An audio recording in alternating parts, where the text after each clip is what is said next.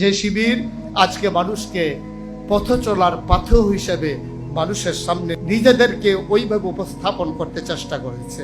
এজন্যে অনেক আগে ভারতে যখন মোহামেডান স্পোর্টিং ক্লাব লিগ শিরোপা অর্জন করেছিল, তখন কবি নজরুল একটি কবিতা রচনা করেছিলেন। আমি যখন পড়ছিলাম তখন মনে হচ্ছিল সেই কবিতার লাইনগুলো বাংলাদেশ ইসলামী ছাত্র শিবিরের জন্যও যেন আজকে তিনি থাকলে লিখে দিতেন। যদি এমন করে বলি, এই বাংলার অবনত শিরে তোমরা পড়ালে তাজ, সুযোগ পাইলে শক্তিতে মোরা অজেয় দেখালে আজ।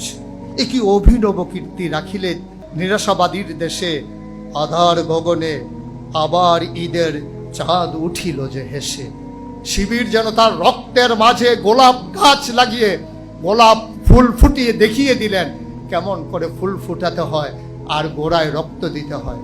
আমি বিশ্বাস করি, আমি তাদেরকে নিয়ে স্বপ্ন দেখি, আমি তাদের মাঝে আমি আশায় বুক বাঁধি যারা আজকে আমার সামনে বসে আছে। আমি বিশ্বাস করি শিবির যদি স্বমহিমায় সচেতনায় জেগে থাকে, তাইলে বাংলাকে আবার পেছনে ফেলে দিতে পারে এমন কোন শক্তির উদ্ভব হওয়ার সাহসই বাংলাদেশে কেউ করবে না ইনশাআল্লাহ।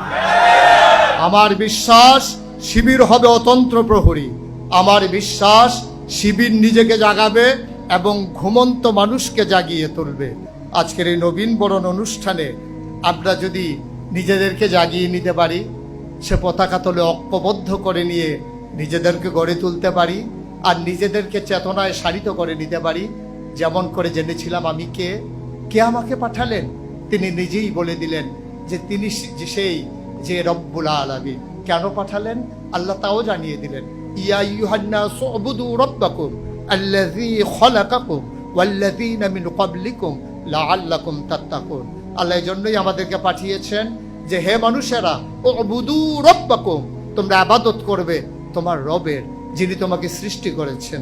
তিনি মায়ের আর বাবার মধুর মিলনে যখন তারা লিপ্ত হয়েছিল, তখন বাবার পিঠ থেকে মায়ের বুক থেকে দুফুটো পানি সবেগে নির্গত হয়ে যে যেখানে গিয়ে একত্রিত হয়েছিল মায়ের সেই রেহেমের ভিতরে দুফুটো পানি হয়ে গেল এক ফোঁটা রক্ত। এক ফোঁটা রক্ত সেখান থেকে হয়ে গেল এক টুকরা গোশত, প্রলম্বিত হলো, হাত হলো, পা হলো, নাক হলো, মুখ হলো, চোখ হলো, মানুষে পরিণত হলো। এ পৃথিবীতে আসলো পৃথিবীকে সাজানোর জন্য।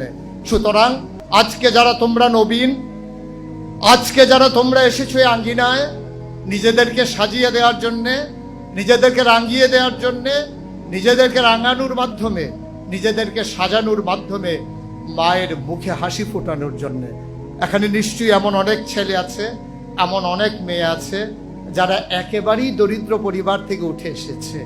এখানে নিশ্চয়ই এমন অনেক ছেলে আছে যাদের মা অন্য বাড়িতে কাজ করে সন্তানের জন্য লেখাপড়ার যোগান দিয়েছে।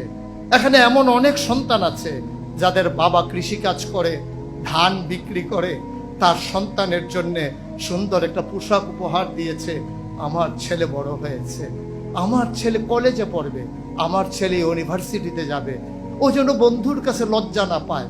বাবা কষ্ট করে জীবন যাপন করে, কিন্তু নিজের সন্তানকে বুঝতে দেয় না, নিজের সন্তানকে অপমানিত হতে দেয় না, শির উঁচু করে দাঁড়াতে শিখায় বাবা।